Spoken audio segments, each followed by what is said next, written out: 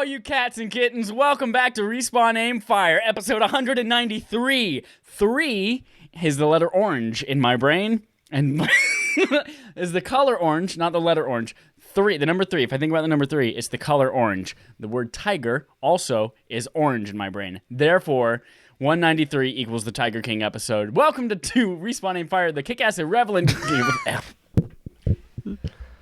I don't do drugs, I promise. The Kick-Ass Irreverent Gaming Podcast from Affable Idiots. I am Chad Michael Innes. We have also here Holden Dolphin Caldebardo. Bardo? Please, just call me Dolphin.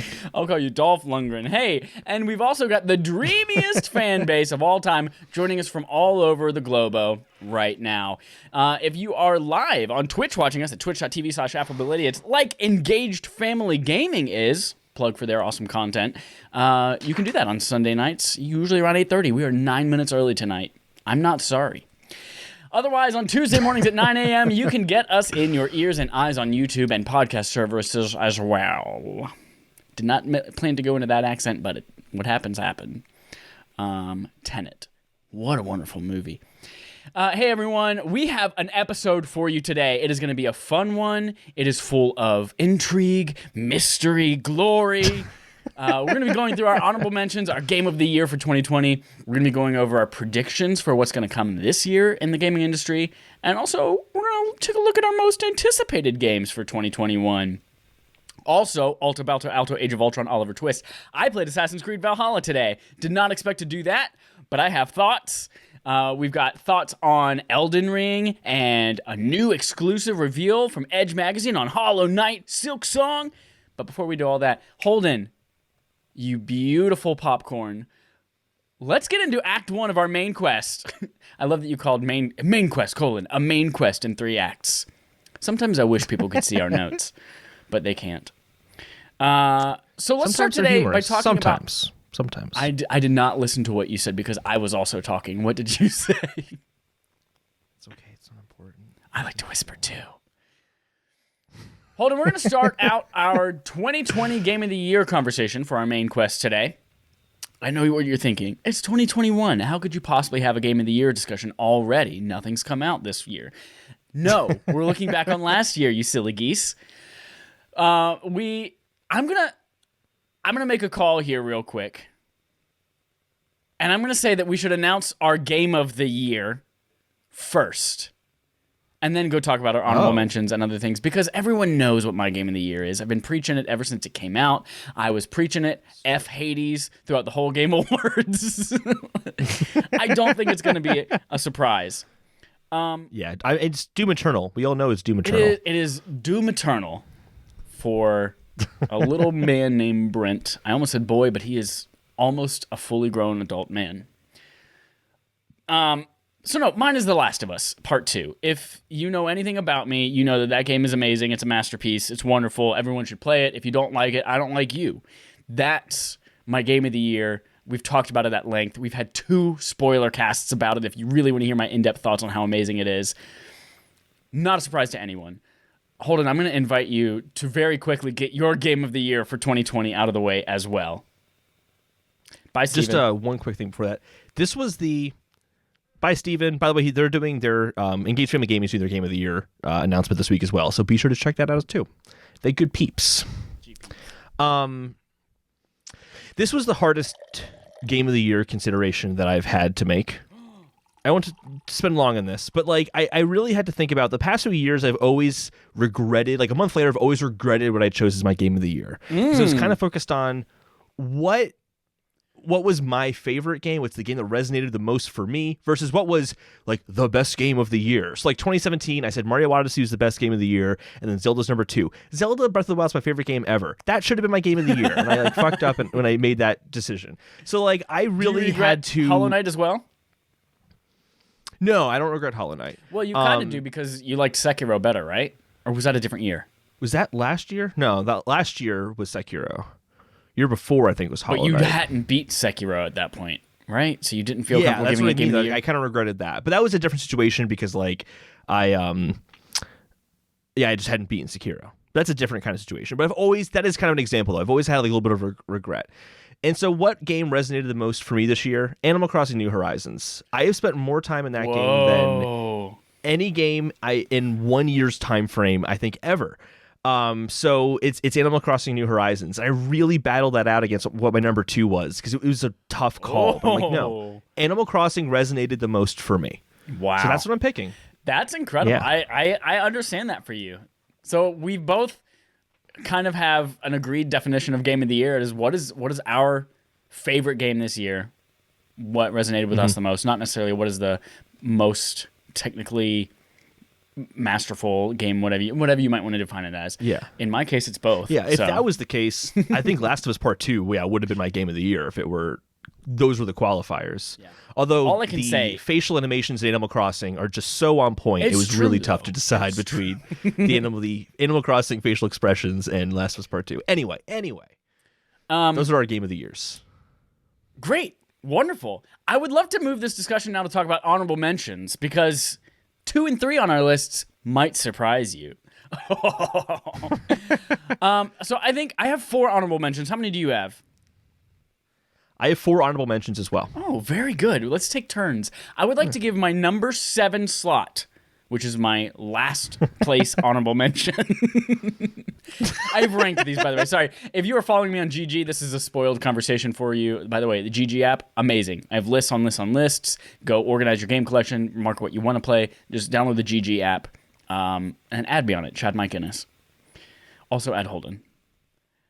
But he's Call Rye or something like that. So you gotta look at or go to his Twitter and one account across everything. Holden. Number 7 on my honorable mention list. Number 7 on my game of the year list, which is an honorable mention, is Call of Duty Warzone. I almost didn't even put this anywhere because I feel like it's been out for 2 years at this point. But it's only been a year. Yeah, I honestly totally. In fact, it's since March. It came out in March. Oh, yeah. I didn't even think about that for this year. Yeah. Like, I love that game. I think that's a game, but I feel like I just got into Call of Duty when that game came out. I'm like, oh, yeah, I'm just playing Call of Duty now. I wasn't, like, thinking about it in terms of, like, Warzone, but you're right. Yeah, that came out this year. Yeah, it came out this year. It's a very good game. I had started to dip my toe into the online competitive multiplayer scene with, like, we did Titanfall a little bit. Was that last year or the year before? Jesus, time is hard. I think it was last year. We did Titanfall 2. Destiny 2, obviously playing a little bit of that. But Call of Duty Warzone, I'd never seen myself playing Call of Duty at all, ever in my life. It was not my scene. No, I think we used to mock it pretty heavily in the podcast, in fact. Yeah, still will, just for posterity's sake.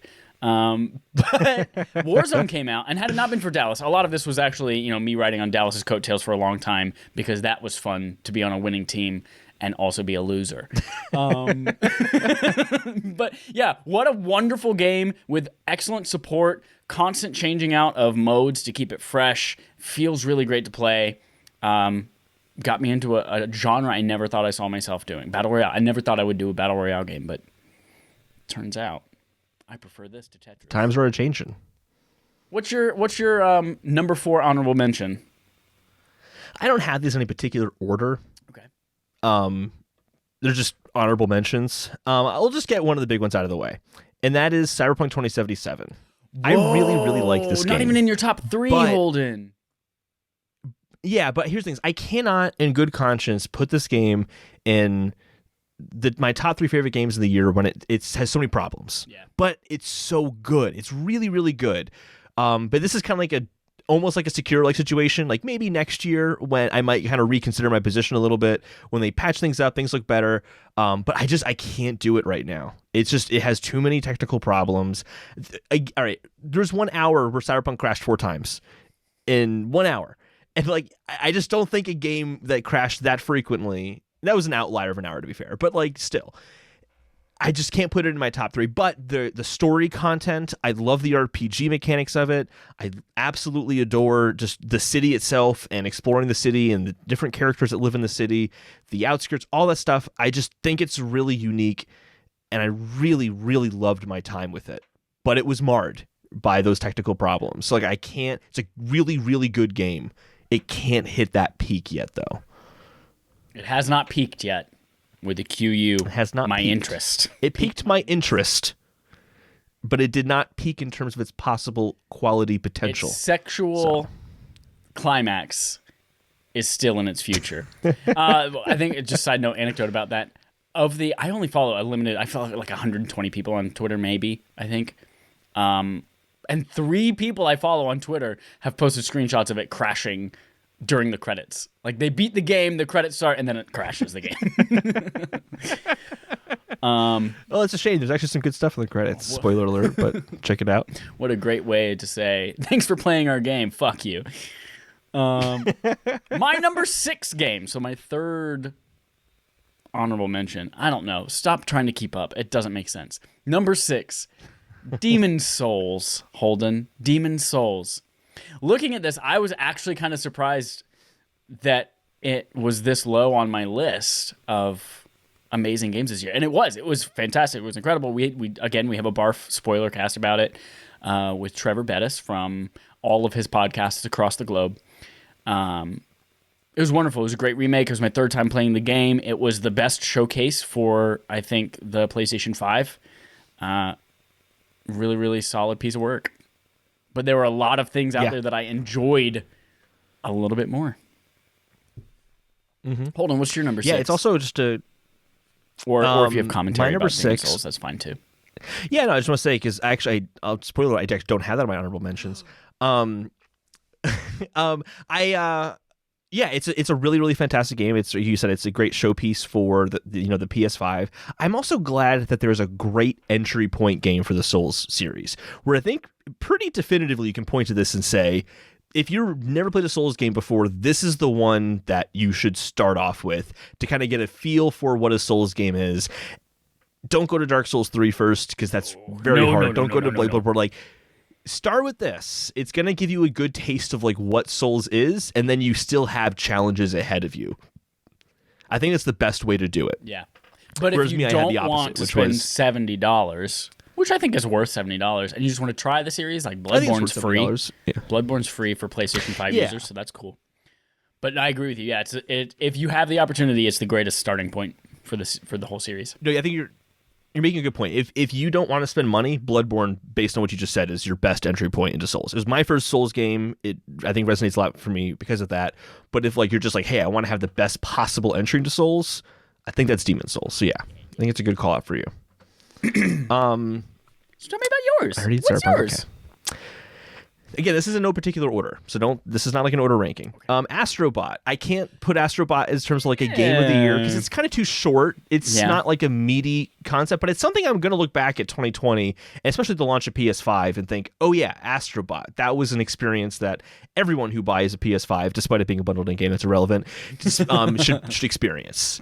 It was the best showcase of the DualSense controller, and it really, when I was playing it, gave me that sense of, oh, this is what a next-gen game is actually capable of. And it's memorable because of that. And because it's memorable, that's perfect for honorable mentions. It was my first PS5 Platinum. I'll always remember it. Mm-hmm. Yeah, that's interesting. I did not even, spoilers for the rest of my list, I did not even think, I thought about Astrobot. Or not Astrobot, Astro's Playroom. I'm wondering is his name Astrobot? Or is his name Astro? Astrobot, yeah. Is the VR game Astrobot. Astrobot's Rescue Mission, or is it Astro's Bot Rescue Mission? Well, now we have to find rescuing out. Bots? Is Astro rescuing bots? Is it hyphenated? Is that his legal He's last rescuing name? bots so that they can buy PS5s when PS5 launches. That's what it's about. Astrobot Rescue Mission. Let's see what the official name of that game is. Okay. And here's the thing. The name of it is just, in all caps, Astrobot. No spaces? No possessive.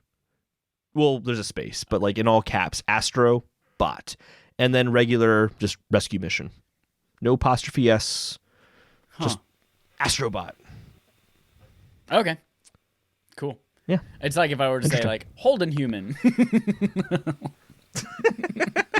Anyway, yeah, so I thought about it. I was like, where does this fall on my list? But I was like, I think it was more of an experience for me, and I would love to see a full game made out of it, that I didn't feel like I could place it among all these other wonderful games. Yeah, that's kind of why it wasn't in my top 3 games of the year, because I'm like, it's not a full game. It's just not. But it was a really good experience. So number 5, or my second honorable mention, is Ori and the Will of the Wisps, Holden. Better than Demon's Souls, I think, this year. This game was, I played it on Xbox as soon as it launched. It was available on Game Pass. Thank you, Game Pass.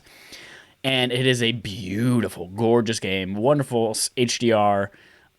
Excellent platforming. It is top tier, like with Castlevania, with Guacamelee, with Metroid is like the best in puzzle platforming and that kind of stuff. It was, when I played it, however, it was riddled with bugs. But I powered through because it was just that good. It has now been fixed and it's a wonderful experience. But yeah, anyone who has any passing interest in puzzle platformers, it's fantastic. You should play it, Holden. You should play it, Holden. You should play I need to play Blind Forest first. No, you but don't. I will You play really it don't have to. eventually. You really don't have to. I don't have to? No, I didn't. I kind of feel like I should just didn't. to see the gameplay evolve over the two games. So I have two more honorable mentions left. Okay. This next one's a game I absolutely love, and if I had finished it, it would probably be in my top 3 games of the year. But I didn't finish it, so I can't put it up there. And that's Sackboy. That game is so good. Yeah.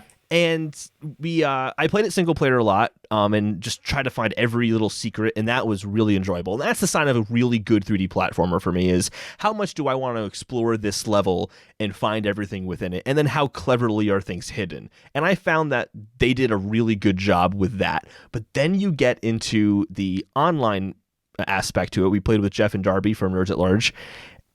That was a total blast. Yep. That game is outrageously fun with multiplayer. I mean, we were laughing and giggling the entire time. Yeah. That was a really fantastic multiplayer experience. Hey guys, there's a secret at the beginning of the level. Everyone go babackwards and run off the cliff. I know, to be fair, I legitimately... I'm Holden. I legitimately thought that there was a secret in that spot. And in some levels there are. To be fair, some levels there are. But that one, yeah. To be fair, though, only you fell off. Jeff and Darby figured it out. Yeah, I got you back later during the time trial, so... though. Just threw you off the cliff right at the beginning of it. You just threw me. That was on purpose. Mine wasn't on purpose. Yeah, 100%. But that's what I mean, though. Like, that kind of dynamic in the multiplayer was so much fun. Yeah. It was just pure fun. And I really want to see more games like Sackboy in the future. I want to see Sony or even Microsoft, delve into 3D platformers in a very serious way. Mario can't be the only 3D platformer. It just can't. Oh no, didn't Microsoft release that like squirrel one alongside the Xbox Super One? Lucky's Tale? Super Lucky's Tale, yeah. Yeah, that's why I said serious 3D platformer effort. Yeah, I enjoyed Sackboy a ton for the first world that we played. I can't wait. We're going to play it again tomorrow night with them, too. It's going to be titties. Yep. Shout out to the Uptown Funk level, timed with the music. Yeah. Oh, my God, that game is so freaking good. All the music in that game is wonderful. It's timed really well to the music, too. Like, everything in the levels moving to the beat of the music, or like transitions to like different parts of the song work really well. What a great level. Yeah. Just really solid. And that's not the only musical level that I have found. So there are other ones kind of like that too. So it's definitely something to look forward to. It's a really good game. Shame it didn't do better. I think if it had multiplayer at launch, it would have done better, like sales-wise. Yeah. Next up, number 4 on my list, which is my top honorable mention slot, goes to Destiny 2 Beyond Light, Holden. Destiny 2 got... I'm surprised this is only an honorable mention. I know, right? I mean, it is a game that I'm scared to check because I think, honestly, I put over, I don't know, maybe 120-ish, maybe 150 hours in the last 2 months into that game, which is a game that I already total have only put like just over 300 in 4 years. It is, since Beyond Light came out, it completely redid the game. It added a new element for the first time in Destiny history in whatever the 7-8 years that it's been out. Brand new upgrade paths for it, let you customize it, lots of story stuff. There's a baseball mode and soccer sports mode now. It's great. Deportes. That's Spanish for sports. sports. Yeah, it's wonderful. I'm really enjoying it. We are getting into the end game stuff too. Like it's basically a Dallas and I at least play it every single night basically together, and then every once in a while Matt will join us as well. And then I just played with Trevor and Kyle St. James and some guy named Tom who I didn't even know who he was, but I don't know. He's great, I assume. But yeah, we are getting into the end game of this stuff in a way that we've never done before, and it is challenging and wonderful, and I love it. I love it so much. That's it. What's your top honorable mention or other non-specific spot? No, honorable this definitely mention? isn't like the top honorable mention. This just kind of happened to be the last one that I'm saying. So this is not like above Astrobot, Cyberpunk 27, or Sackboy, or maybe it's above some of them. I don't know. I haven't thought about it. But this one it's Among Us. And I know it didn't come out this year, but it, just kind of like Sackboy, like every time I've played it with a group of 10 people, like over Discord chat, so we can all talk to each other, just some of the most outrageously fun multiplayer experiences of the year. There's just so much great, stuff that I had playing with it. I got it on Switch as well. Ooh, recently. you paid the $5. It's on Switch now. You're fucking rich as hell. I paid the $5. I got it. Actually, I didn't pay anything for it because I happened to have enough of the gold coins or whatever they are on the eShop, so it just covered it completely. I thought there was like a $2 max or something like that, but I guess not. And yeah, so I got that, and it's just super fun. It's just super fun. It's not like a game of the year game, but it's just something I look back at 2020. I'm going to be like, yeah, Among Us was a great game that I played in 2020. 500 million people unique. Playing it, man. That's insane. Yeah, absolutely. All right. Getting into the podium placers. We already know what number 1 is, but 2 and 3. Holding my number 3, my bronze medal for Game of the Year 2020, Mr. Potter, is Spider-Man Miles Morales. It was, what a treat. It was a condensed, wonderful, packed experience. It is, the ray tracing on it and the visuals were so good. Again, we have a spoiler cast for all of my thoughts on this with a bunch of wonderful people as well. But I think it took what was already an amazing game, no pun intended, from 2018 and expanded the characters, made it more personal, made it about all of these wonderful people with a bunch of diversity, and it was amazing. So I had a really great time with it. Again, platinum that bitch. I look forward to whatever the next Spider-Man game is, which hopefully is a super team-up version with both Spider-Men, and they're going to call it Spider-People. What's your number 3, Holden? My number 3, I do not have a number 3. I only have 2 games of the year. What? Yeah, so I just... Call of Duty Warzone. I kept thinking about, all these... Call of Duty Warzone. I was just thinking about, in the past few weeks, I'm like, Animal Crossing New Horizons, and then the game I'm going to mention for my second game, which at this point should be pretty obvious what the game is going to be. And I'm like, if I can't think of a game that needs to be in that spot, and I don't have games contending for that spot, I don't have a number 3. Right. There are only 2 games this year that I thought met that threshold of Game of the Year caliber. Okay. Had Cyberpunk been fixed up, it could have been Cyberpunk. Had I finished Sackboy, it could have been Sackboy, but I don't do that.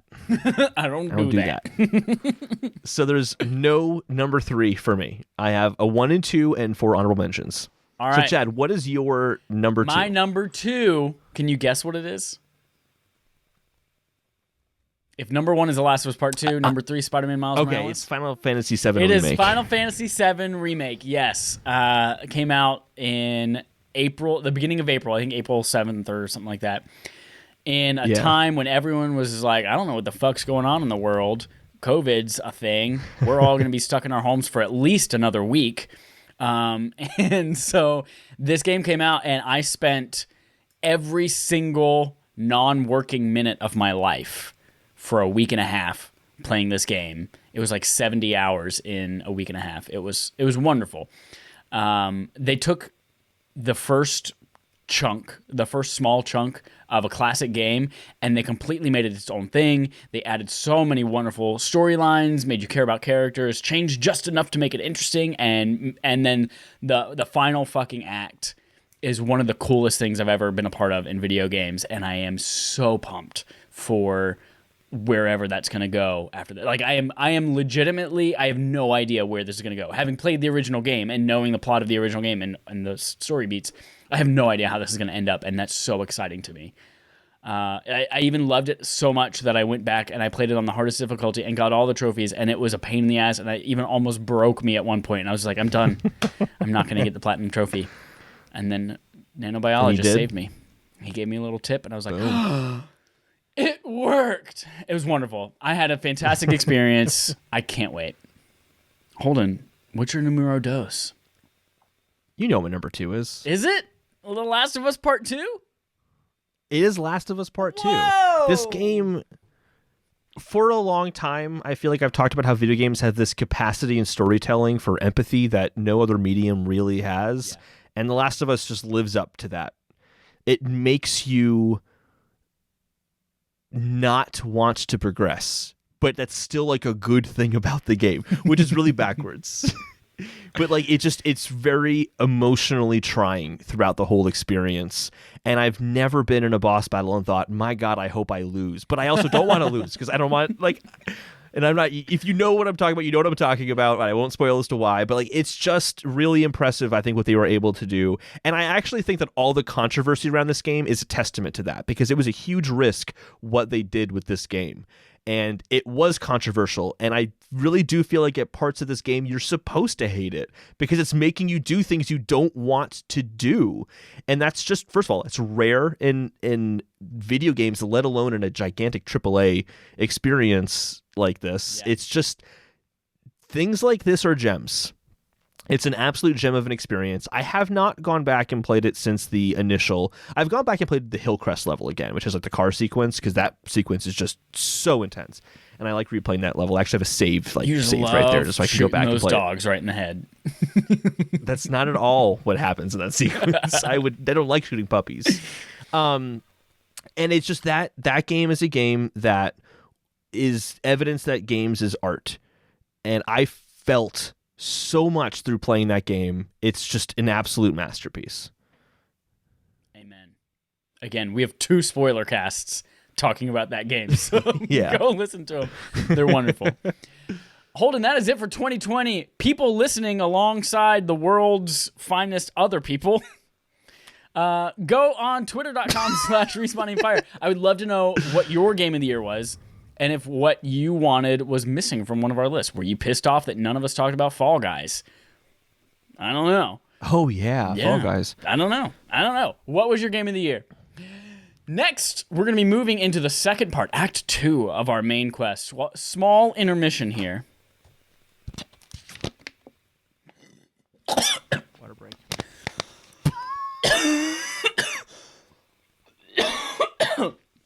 I was going to do a really obnoxious, like slurping sound, but you can't really do that out of a plastic bottle. You can only really do that out of a cup. Let me try that again with the cup. I can't do it or else I'm going to laugh in it. It's going to go.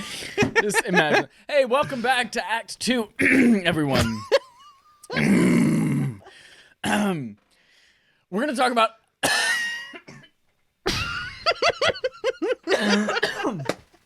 We're going to talk about our 2021 predictions. You can catch our recap of last year's 2020 predictions on last week's episode. We found out Holden won. Maybe. We'll see if one of mine came true later this year, and I have to retroactively go back and, I don't know, object against his election. But this year, we've got 5 predictions each. He's going to dismantle the Electoral College. He's just going to get rid of the whole system. I'm going to call Georgia and be like, listen, I will blackmail the shit out of you if you don't call this for me. We're going to talk about our predictions for 2021. We both have 5 ready to go. We'll go, again, one by one to preserve some tension here. And then we'll revisit this at the end of the year to see who won. And again, the stakes for this are... whoever wins the predictions gets to choose first for Barf for January and February, which is our backlog accomplishment with Respawn and Friends game, where the community plays along with us, and then we talk about it at the end of the month, something we wish we had played or should have played or is just a retro classic game we like, which, by the way, for this month is Holden. Let's go ahead and figure that out later then. We'll figure that out later. Yeah. Spoilers. 2021 predictions. Hold on, I'm going to let you start this one first. So what is your first prediction for 2021? Okay. So every year I've kind of done like here are some games that have been announced but don't have official release dates, and I list those off. I have that one later on. But for the first one, actually, we're in the next generation now. There are a lot of unannounced games that could be announced this year. And I have two that I'm like very confident are going to get announced this year. It's about time. It's a new generation. Anything can happen. Number one, we're going to see GTA 6 this year. Oh, are you sure? Because GTA 5 is coming Q3 or Q4 this year. It's coming Q3, Q4, but it's coming early this year, yes. But I'm not saying that it's going to release this year. Yeah. Just that we'll see a trailer for it. If you kind of think, there's been a lot of rumors saying it's going to come out around like 2023 or so. They tend to announce their games 2 years before they come out. Okay. It happened with GTA 5. It happened with Red Dead Redemption 2. And I'm like, this is the time. It's a next-gen game. They can show it off now. Rockstar also doesn't adhere to like an E3 schedule. They just announce these games when they want to announce it. So it doesn't even have to be an event. It will just be announced at some point this year. Oh, so GTA 6 is going to be announced this year. The other unannounced game, this is a two-parter, is a narrative-driven sci-fi shooter from Ghost Story Games. The guys who made BioShock Infinite and then started their own development team, and they haven't done anything since BioShock Infinite. Okay. And you said it's a narrative-driven sci-fi game? Is that what you said? Narrative-driven sci-fi shooter. Sci-fi shooter, okay. Yes, and in the vein of like a BioShock or a System Shock. So it'll have the same kind of structure as those kind of games. It'll be narrative-focused, but it's still a shooter. I just remembered that BioShock 4 is happening. Oh, I got excited. So I think we're going to see that game will be announced. Whatever their game is, it'll be announced this year, and I think it's going to be a narrative-driven sci-fi shooter. Dope. That's my first predictions, two-parter. I have somewhat simpler predictions this year because I realized as I was making these predictions, I was like, I tend to do like, this is going to happen, and also this is part A of it, part B, part C. And it was like, because I want all those like partial points. But it was like, what if I just put something right in the first one and I can get a whole point? And then I don't have three other options for me to lose pieces of a point. So I'm betting You gain big. Points, though, as well. Well, you're a point. I'm betting big on 5 relatively simple ones. The first one is, and this is a rehash from last year, we will see a new Nintendo Switch variant that will be announced after March 31st. End of story. It won't necessarily release this year, but it will be announced after March 31st. All right. What's your number 2, New Nintendo Switch variant that will be announced after March 31st. Yep. My number 2, so here are 4 games that have been announced, don't have release windows, and I'm thinking are going to be coming out this year. So this is an announcement. This is coming out this year. You missed all 4 of these last year. I missed all 4 of these last year. Some are returning. One, Elden Ring. Okay. They said in a tweet recently, we'll see you 2021. That could be announcements, but I'm thinking it's going to be coming and releasing this year. Okay. It's time. It's time from software. Don't tease me with nothing any longer. I want that game. It's coming this year. I'm maintaining, in this year, Breath of the Wild sequel will come out. It's going to retain the Of the Wild nomenclature. Hollow Knight Silk Song is going to be coming out this year. I'm very confident in that. They just did their big Edge feature story. I feel like they wouldn't have done that if it was coming out in like a year or two. So I feel like that's happening this year. And then I also think Starfield's going to happen this year. Starfield, okay, interesting. Starfield, it's kind of my like throwing it out, like it's kind of more of a wild card, but I think it's going to happen this year. It's been a while since they released a game under the kind of Bethesda GameWorks or whatever it's called, like their actual like game development division. Right. The last one was Fallout Bethesda 76. Game Studios. It's Bethesda Softworks, the publisher. Yeah. Bethesda Game Studios. Yeah. Why'd they fucking do that? And Starfield, they announced it 2 years ago. Well, like as of 2021, 2 years ago. They announced it in 2019. Yeah. And it's probably a next-gen game. And again, with the same kind of logic as GTA 6, like they can't show off a next-gen game before next-gen consoles are out. Yeah. Well, they're out now, so it's time. So I think that's going to happen this year. And you're saying it's releasing this year, not just seeing releasing it this year. Okay. Yeah. And I'm not saying which console it's going to be on just because I think that's so up in the air. Like, not even the executive teams, like, know what's happening there. So I'm not making a prediction on that. But it will come out, whether it's on PlayStation or Xbox or only Xbox. Doesn't matter. It's coming out this year. Dope. Cool. So, recap, Elden Ring, Breath of the Wild, Hollow Knight Silk Song, Starfield. Those 4 games coming out this year. All right. My number 2 E3 will be back this year as a digital experience with most major players involved again, including Sony and Microsoft. That's it. That's the tweet. So they've said they're coming back as digital experience, but you're kind of adding in there, everyone's returning, even Sony. Right, exactly. Most major players, including Sony and Microsoft. Yep. Cool. Just writing all these down so we have them all.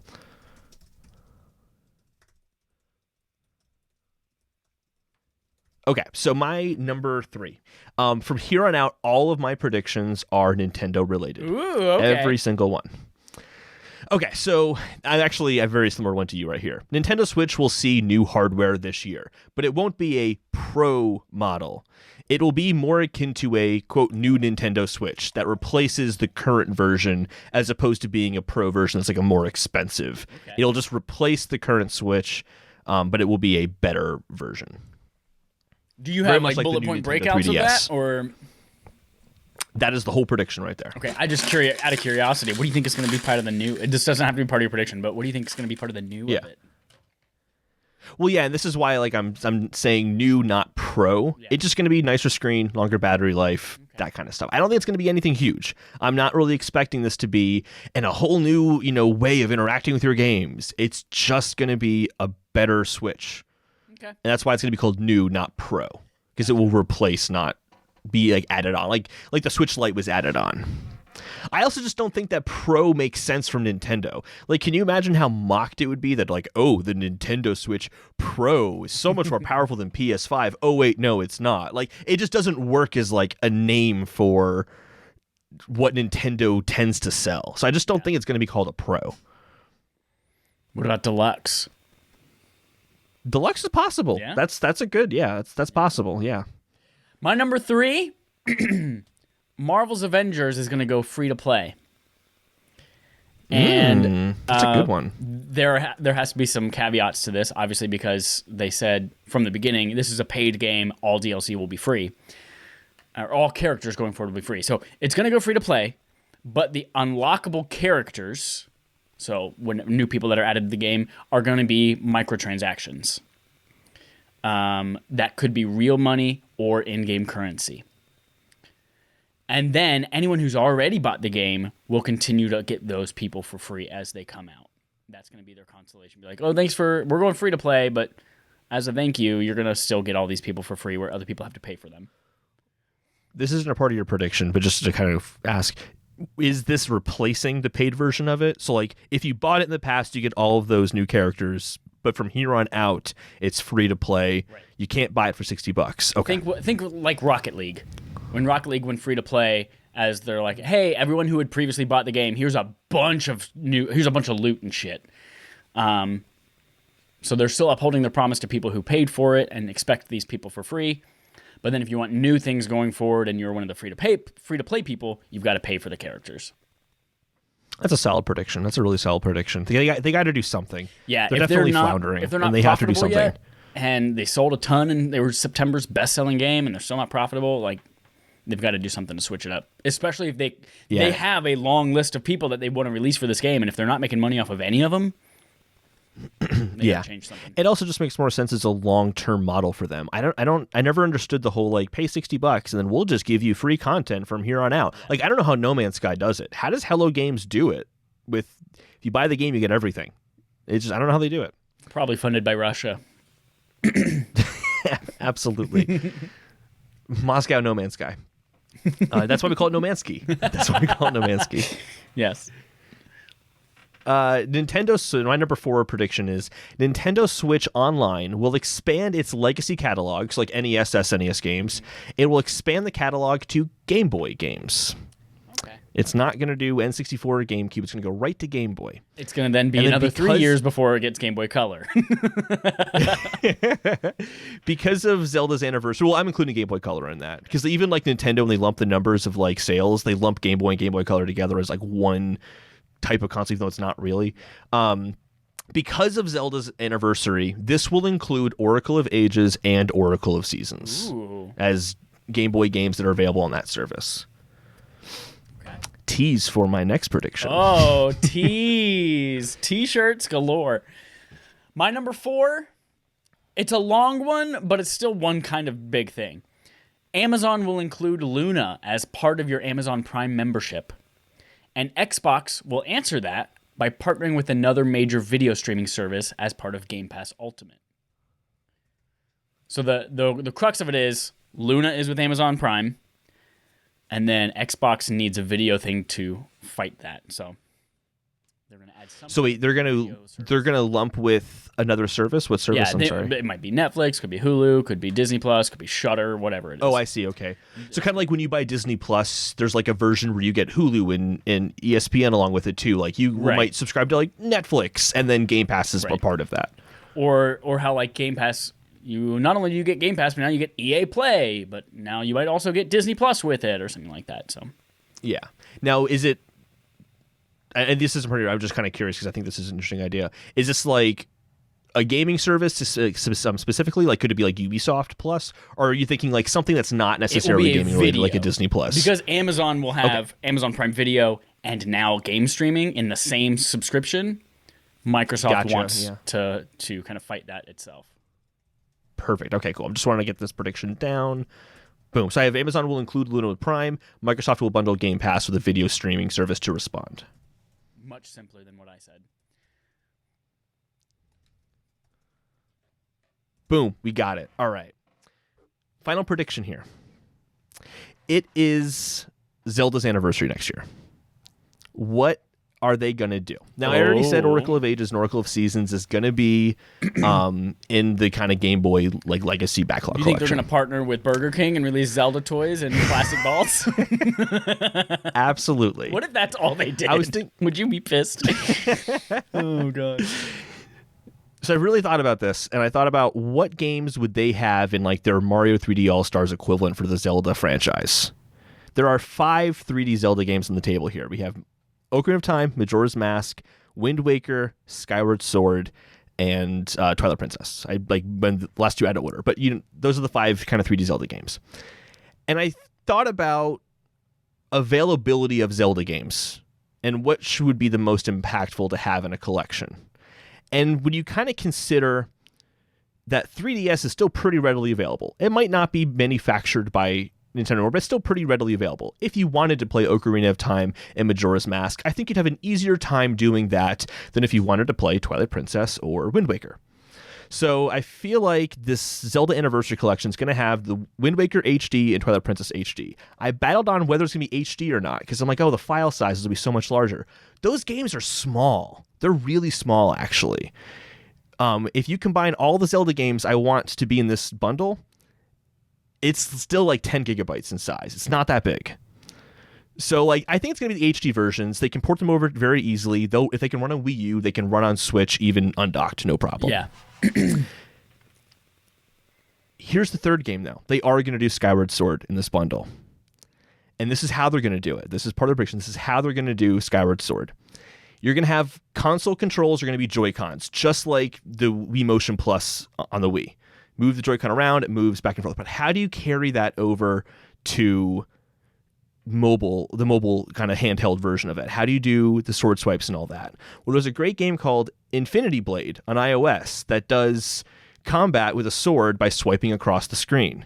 And I feel like they're going to do that with Skyward Sword. It's not going to be perfect, but it's going to be the best way they can continue Skyward Sword and not have it get lost on the Wii forever. Now, here's what made me realize this. I was playing Galaxy this week. Actually, I forgot to put that in my playtime. But I was playing Super Mario Galaxy this week, and you swipe your fingers across the screen to collect the star bits. And you're doing that a lot in the game. So I'm like, well, clearly Nintendo's fine with you controlling with the left stick to move Mario around, and then just going nuts trying to swipe across the screen to get all those star bits. I'm like, they're okay with that kind of interaction, paradigm. And they could totally pull that off for Skyward Sword. It's not going to be like an HD remake, but they're going to kind of touch with the controls in that way to get it to work. So the prediction, just kind of like nicely wrap with the bow. Zelda Anniversary Collection is going to include Wind Waker HD, Twilight Princess HD, and Skyward Sword with Joy-Con motion controls and then touchscreen controls to use when you're in mobile mode. All right. This is not something we have time to look into right now, but I'm curious. I'd be curious to find out whether, in China, how Nintendo released Mario Galaxy on the NVIDIA Shield years ago. Yeah. And I wonder how many clues about the more recent 3D All-Stars could we gain from that? Like, did they use the touchscreen way back then on the NVIDIA Shield versus, and then that was like a, I don't know, like a little clue for us saying, oh, when it comes to Switch, you'll probably be touching the screen. I wonder then, did Skyward Sword ever come to the NVIDIA Shield in China? Can we look back on that and see how they did that? I don't think Skyward Sword did, but I do remember that there was I'm fuzzy on this, I'm like 100% certain, but I think there was something where they did something with Sunshine or Galaxy on the Shield that they didn't even do with All-Stars on the Switch, and that's one of the things that kind of upset people about the All-Stars collection on Switch, is that oh god, even this version of Mario on the Shield in China did better than that, in that one way. Yeah. I think I'm 60% confident, not very confident. Almost in 69. That. Almost 69. Holden, my final prediction for 2021 is that Epic will lose its court case against Apple. Mm-hmm. That you right off the bat, I think both right. of us think well, duh, they don't have really a case, but it's high profile enough, and there's a lot of fan outcry for some reason behind Epic that it could go anyway, especially with our justice system as wonderful as it is right now. I honestly don't know how. Don't question our systems, Chad. So yeah, I think Epic will end up losing against Apple, and that's it. Yeah, I think you're 100% right there. Yeah, absolutely. And what's your prediction for Tim Sweeney's Twitter tyrants after that? Oh man. After that, he will then, everyone who's ever played Fortnite on iOS will get shot in the face. And it will be Apple's fault. That was your last prediction as well, right? Mine and yours were done. Wonderful. That's it for 21 predictions. I said 21. You fucking idiot. Tune in 12 and a half months to find out whether we were right. Our final act of our main quest is our most anticipated games of 2021 coming up.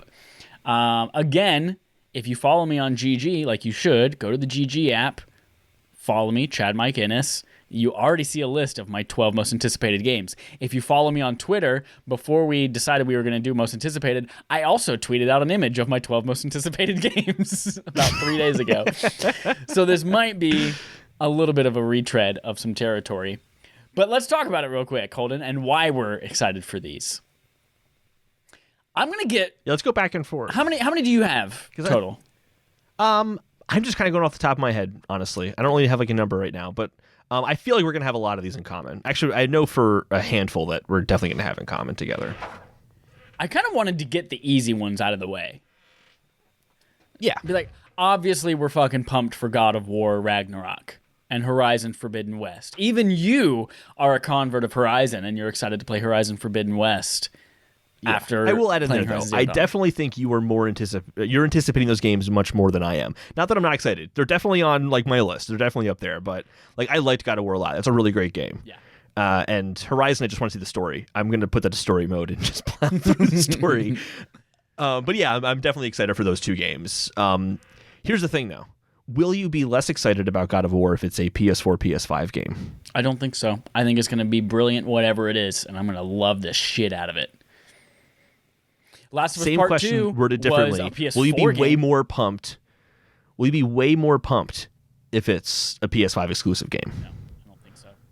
No? Okay. That's one thing I'm hoping. I really want to see what Santa Monica can do with just PS5 only. There's too many cross-gen games already, Sony. There's too many.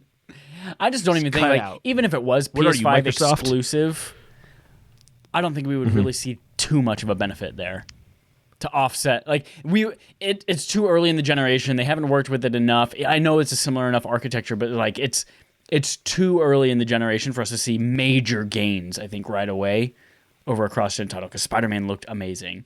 And what else is cross-gen? I don't know. But I think things are looking really good right now, even if they're cross-gen, specifically from Sony first party.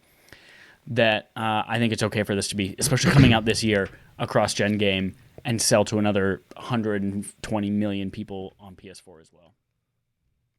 Mm-hmm. My kind of hope, I hear you out. I'm not disagreeing with anything you're saying. I definitely agree, and it's definitely a fair point. Like, if they released a PS5 game right now, it wouldn't be as impressive if they released a PS5 game in like 2-3 years. That's definitely fair. I feel like when it comes to God of War, like that single shot style and kind of how much that was a focus without breaks, out cutaways, PS5 lends itself for them to do that kind of stuff way more robustly, way easier development wise, because there's less they have to like juggle with this really slow hard drive.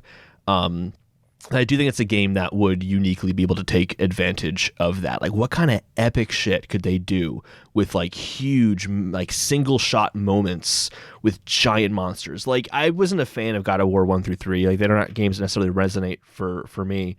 But one thing that I think that those games had more so than the most recent God of War is fighting a boss that is many, many, many times the size of what you're even capable of seeing, at one time. And I feel like they could do things like that with PS5 that they couldn't necessarily do if they had PS4. Now, they might have some tricks up their sleeves. Obviously, they're far better developers than I, so I'm sure they can figure things out that I just can't even fathom. As a matter of fact, I'm not like certain. I'm like 100% confident. But I do think that PS5 would be able to allow them to do more things. But you're right. Like, it's still going to be a fucking incredible game if it's PS4 or PS5. Yeah. So you should be excited regardless. Irregardlessly. Holden, tell me about a game or two that you are pumped about for 2021. Announced or unannounced. Yeah, I just outside the ones I kind of already mentioned, like obviously Zelda, obviously Elden Ring, like Silksong, like that kind of stuff. Resident Evil Village, I'm really, really excited for that. I think being in this podcast, I kind of got more into Resident Evil, from Resident Evil 7 to Resident Evil 2, and now I really want to see what they can do next. And since we're on next-gen hardware, the kind of rumors of it maybe not running as well on current-gen consoles, like I'm not as worried about, just for me personally. So I'm really excited for that. And apparently it's not that far away, so you don't actually have that long to wait. So that one's really exciting, yeah. Dope. Yeah, that's on my list for show. My list is, by the way, this one is not a ranked list. These are just 12 games that I'm anticipating. I've got on there, of course, Senua's Saga, Hellblade 2. Freaking pumped for that game. I feel like I was the only person in the world that played the first game. And then I was just like, everyone in the world, play this game now. In fact, I even bought it for you so you would play it. Yeah. And it's just like... You literally called me up and you're like, Holden, I don't care. I'm buying this game for you, so you have no reason not to play it. Yep. It's incredible. Very pumped for that. Yeah, I'm definitely pumped for that game, too. That game, that little trailer we got last year was... still resonates with me. Like, that's not still last a really year, good... the year before last year. Because it's 2021 now. Oh, yeah, I know. 1 year ago, close to 1 year ago, almost 1 year ago in actual Dallas texted time. me, very short side note. Dallas texted me yesterday and he said, I won't give the reason why he texted this, but it's the year 2021 and I live in Rhode Island. And I was like, in my head, non-jokingly, I was like, whoa, he's from the future. Yep, it is 2021. Crazy. Yeah, it is. Give me something else. What else are you excited for? Ratchet and Clank Rift Apart. Talking about kind of PS5 exclusive games that can take advantage of that hardware uniquely. Yeah. Excited for that, but also just excited to play another Ratchet and Clank game. It's been a long time coming. I have no experience with any Ratchet and Clank ever. So they're much fun. I will play whenever we get an announcement for a release date. Even though apparently it's Q1 this year. Then I will play Ratchet and Clank.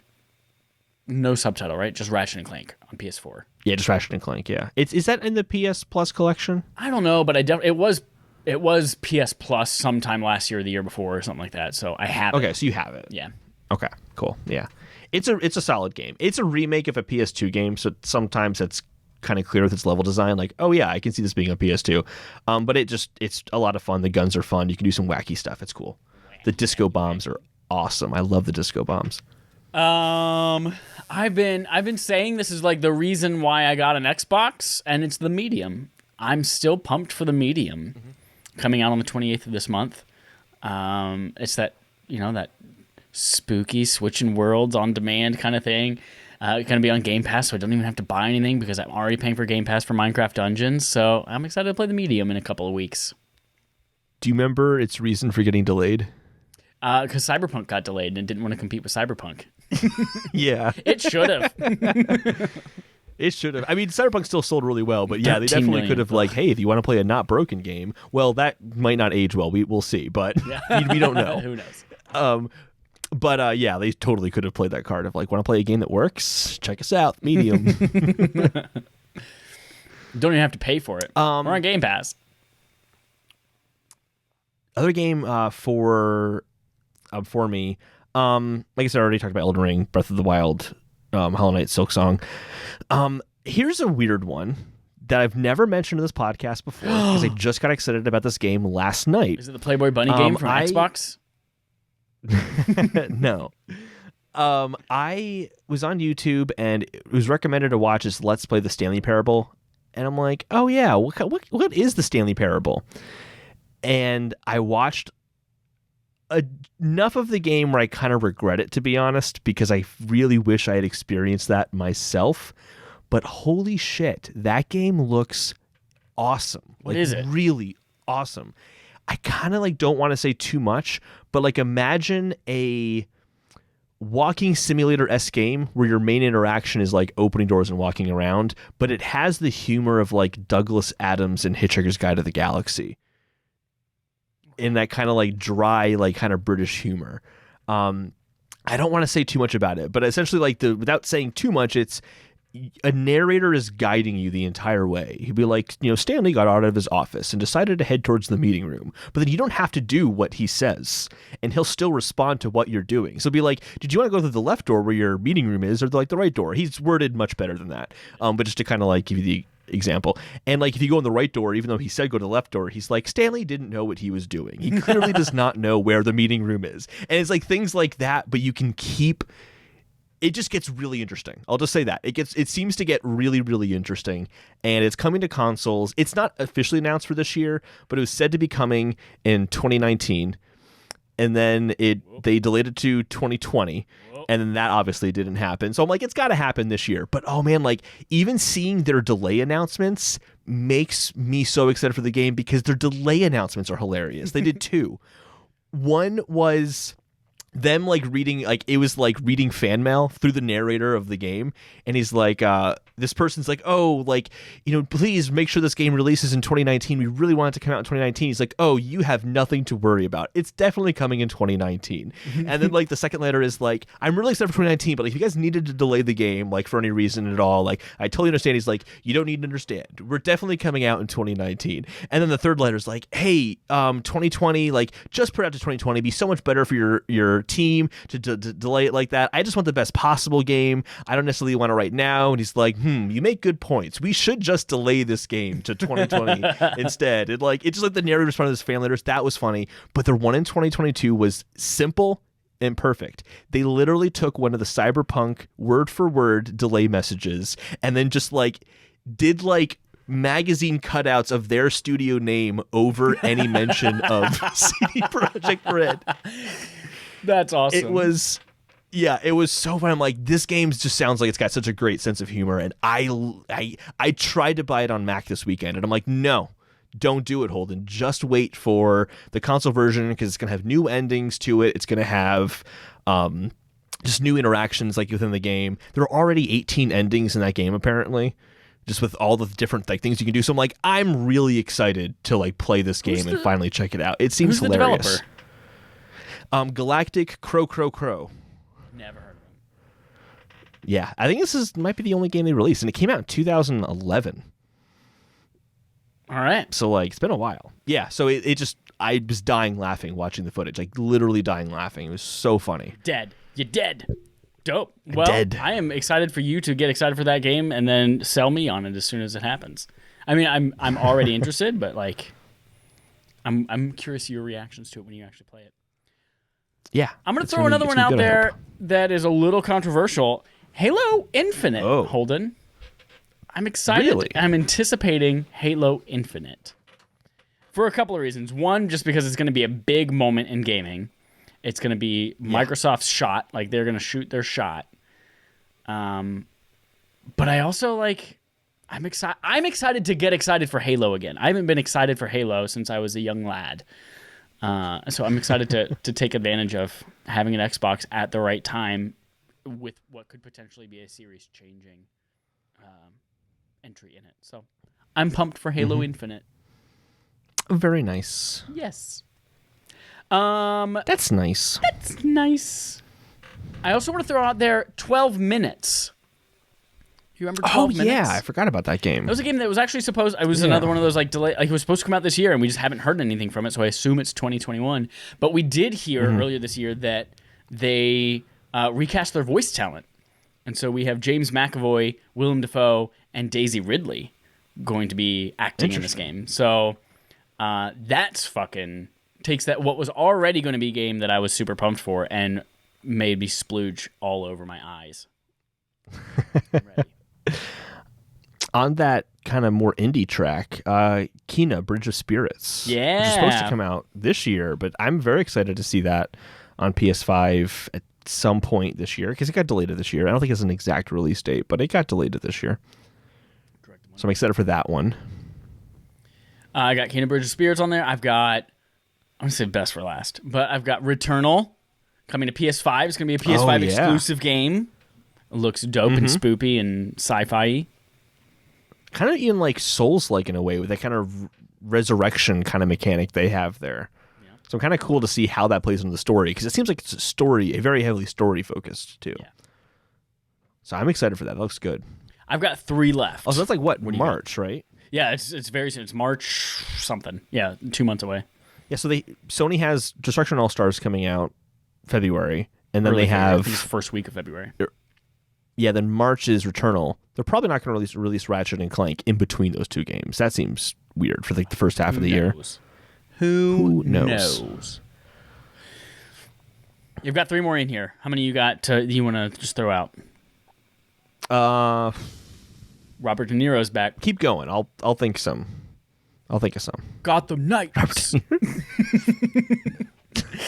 I'm excited for Gotham Knights. It's this is WB Montreal, who did Batman Arkham Origins, coming back, and they're doing Gotham Knights, where you play as the Bat family, and Batman's definitely 100% dead. Like he is dead, not like he's dead. Ooh, just kidding. No, he's dead in this, and this has got the partially multiplayer, where it's like, I think it's 2-player at all times, and sometimes you can have up to 4 people depending on the mission. But it looks dope as fuck. Playing as Nightwing, Red Hood, Batgirl, Robin. I'm excited for that. More so than that's a good one. Yeah. What is Suicide Squad? That trailer was so confusing. That's all we know. Awesome. Yep. Can't wait. Cyberpunk DLC. I'm excited to see what they do with story expansions, because with The Witcher, they had 2 major expansions come out within a year of the launch of The Witcher 3. So like and they said there's going to be more DLC expansions, not like the free DLC, but like 4 paid like huge expansions. They said there's going to be more for Cyberpunk than there was for Witcher 3. So I'm excited to see if they're finally going to show off. Without spoiling anything, I'm excited for one that is hopefully, crossing my fingers, based on the Dream On side quest. If you want to hear me talk more in depth about that, I'll actually be on Nerds at Large on Tuesday night. I'm not sure when they're posting the episode, but Tuesday night to talk about Cyberpunk in depth. I'll be there with Brent as well. Pork Chop 1984. You think they're... So excited for that. Very excited. You think their whole controversy around this and trying desperately over the next couple months to fix the current gen versions or last gen versions, you think it's going to delay the DLC at all? I think it probably will, but I still think it's going to come out this year. Gotcha. Yeah. What about Back 4 Blood, Holden? Back 4 Blood. We just saw this like 2 weeks ago at the Game Awards, 3 weeks ago at the Game Awards. I'm pumped. I really enjoyed playing Left 4 Dead. Left 4 Dead, I think it's really cool how, like, literally just pick up and play. You don't have to worry about progression or anything like that. It's going to be great for game nights. It's going to be a ton of fucking fun. It's drop in, drop out. Looks great. Be excited. Cool. You got any more? Because I got one left. Devil Inside was something they showed off in the PS5 like announcement events. And that's like a indie. It had just a really unique art style. I think I'm just more curious to kind of see more about the game than anything, but I'm really excited for that. I'm not going to say most anticipated game because God of War and Horizon are on here, but Hogwarts Legacy, Holden, is slated for 2021, and I can't fucking wait to hear just more about the game in general and what the fuck's going on in it, but I just can't wait to go back to Hogwarts and shoot my little wand everywhere. It's going to be great. Yeah, I'm very excited for just the idea of a Harry Potter world RPG that's not about Harry Potter. I'm just love to see how they explore the world with that. It's a different time period than Harry Potter story by like a good 100+ years. So that's gonna be really cool to see. Yeah, I'm very excited for that one too. Absolutely. I actually kind of forgot about it. I feel bad I forgot about that because I am really excited about that game. There's too much. There's too much, Chad. That 2021 is going to be fucking great. Yeah. One of my predictions was going to be, and it was just too hard to get a metric for it to actually like prove it or not. But I'm like, I think 2021 is going to be one of the big year for gaming. It's just like 2012 was a like huge year for gaming, and there was just so many great games that came out. 2017 was another one of those years. I think that 2021 is going to be one of those landmark. There's just so many fantastic games. Awesome. That's what we're looking forward to. What are you looking forward to? Go to Respawn Aim Fire on Twitter. Let us know. Holden, we are finally made it out of the first an hour and 7 minutes into this podcast right now, and we are now moving on to playtime. But don't worry, everyone. Our fetch quests are super short, and we have no other quest logs. So we're just going to talk about playtime. What did we play this week? Holden, I'm going to take you through mine really quick. I played Destiny 2. Talked all about it. We were supposed to be raid ready yesterday, but we weren't raid ready. No, not everyone was available. So now it's January 9th. We're raid ready. We're ready to go. It's going to be great. So I'll have more on that next week. I am in a weird spot where I can't figure out what to play next. Like I've beat everything that I wanted to beat right after the PS5 launched. I beat Demon Souls, did Astrobot. We've gotten to so much of the end game of Destiny 2. All of these games. I'm done. I'm just like, what do I play now? Obviously, I'm still playing Destiny 2 like 20 hours a week. But then what else do I do? So I started to dabble. Tony Hawk's Pro Skater 1+2 was on sale for $29. I think it was like 25% off. So I downloaded that. Huge little blast of nostalgia to my veins. It was a great way to, like, that game is so addicting. Just jump in. Every run is like 2 minutes max. And you're like, oh, I'm going to collect all the skate letters this time. Now I'm going to go back and I'm going to grind the 3 rails. Now I'm going to go back and I'm going to get the VHS tape. And it's such an easy time suck. Freaking love it. Haven't played that game in literally like 18 years. Wonderful. Still going to play it. But it wasn't scratching that itch, Holden. It wasn't scratching that itch. I was like, I still got to play something, but I don't really know what to play. I don't want to invest yet in The Last of Us Platinum. Last of Us Part 2 Platinum. Because it's like, that's going to be an emotional ride that I just don't think I'm ready for. But I just want to play something. So I downloaded Assassin's Creed Valhalla today. I have almost downloaded that game about 7 times over the last 2 weeks. I'm amazed you downloaded this, to be honest. Just because it's a big open world game and you usually try to stay away from those. So I haven't played an Assassin's Creed game since Revelations, which was 2, Brotherhood, Revelations, and then 3. So it's been a long time since I played Assassin's Creed. But I got tired of it. And when Valhalla was announced, or shown off, because it leaked years ahead of time, but when it was shown off finally... What? A Ubisoft game?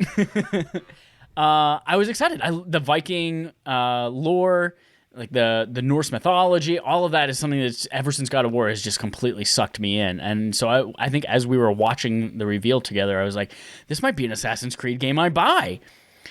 And so it's always been sitting there. It's like, maybe I'll get it. But more and more this year, I also realized I don't like open world games. I don't like a trillion things for me to go do, and all of them are cool, but none of them really matter, and I don't feel a sense of progression, and there's never an end to it, and all this kind of. So that also was kind of upsetting for me. And even the other night, Dallas is like, I don't know about Assassin's Creed Valhalla. I'm still playing it a lot, but now I go and do this thing, and I'm just like, well, what did I just do that for? I'm like, yeah, sounds like something I don't want. So then I bought it, and the forbidden fruit is a strong force with Chad. It was on sale for $45, and I just really wanted to play it because it's a Viking thing. I want to play it. It looks dope. Yeah. And I'm like 2 hours into it, and I'm actually really liking it a lot so far. I think part of that is because they give you 3 choices as you start the game. They're not quite difficulty, but the first one is like, I forget what they label it, but it's how much of a HUD or notification or that kind of thing do you want. And it's like, we can notify you about events nearby at a really wide distance, at a kind of a medium distance, or when you're not until you're really close to them. And then they're also like, that really close one also has this limited HUD, so you're more immersed. And I'm like, I think that's what I want. Because if I'm walking around and I'm constantly getting notifications, there's a bear eating a person over there. Someone's house is on fire. There's a guy asleep by a pole. Go wake him up. If I'm getting that all the time, I'm going to hate myself. And you somehow know about that when you're 500 miles from it. Right. But if I can isolate myself, and like I did with God of War, which is the best decision, just go HUDless as much as possible, I think it might make for a better experience with me, and I might be able to mainline it like I want to. And then if I'm liking it enough, branch out and try some side quests and stories and things like that. But I'm playing it. The combat is the only thing that I'm kind of iffy on right now. It feels old. From what I've already gotten like my first 2 upgrade skill points or 4 skill points, and there's a tree, not in the shape of a tree, but there's a skill tree and things like that. So it looks like you can customize it and get new skills and stuff. But right at the beginning, the first 2 hours, it's just like your only attacks are you have block, or you can light attack, heavy attack, and it's not even like combos with them. It's just like swipe, swipe, swipe, swipe, swipe. Okay, that guy's dead. So like that's a little bit boring for me.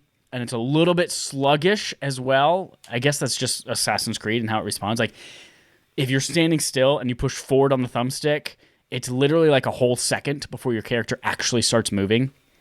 So it's like, it feels sluggish. And I even put it on performance mode because I was like, oh, maybe it's the 30 frames per second. I've just been playing on 60 with Destiny for so long, but I changed it to 60 and it was still like, oh, nope, it still feels slow. But it is a beautiful game. The vistas, the aurora borealis everywhere, the sunlight, and all of these things. And I'm particularly impressed with the facial animations. The faces look really good in this, and it doesn't have that traditional open world thing where you go up and you talk to someone, and then it goes to that, you're only staring over the shoulder shot at somebody, and their eyes are like not quite looking in your eyes, and they're doing like weird jerky animations. Like, no, they're actually looking you in the eye. They're making natural movements, and I was like, oh. Open world games might have come a long way. Apparently not Cyberpunk 2077, though, because you're lucky if the person's even in the same room with you as they're talking or clothed. So I just had to get that dig in there. But no, so I'm enjoying it. We'll see if I stick with it for a long period of time. But so far, today, that scratched that itch a little bit. And there are a lot more. This is another great thing. There are a lot more RPG elements to it than I'm familiar with in Assassin's Creed. Like, so you can swap out all different types of armor and weapons, and you can upgrade them with materials, and you can add runes to them to give them different types of effects and stuff like that. So that's really scratching an itch for me. I'm liking it. Very cool. And then I played Minecraft Dungeons some more with the kids. That's it. What are you playing? Dungeons. I played a lot this week. Every once in a while, I just kind of opened up Super Mario Galaxy and just played some more Super Mario Galaxy. I'm really liking it. It's a really good game. It works well in handheld mode. It works well on the TV.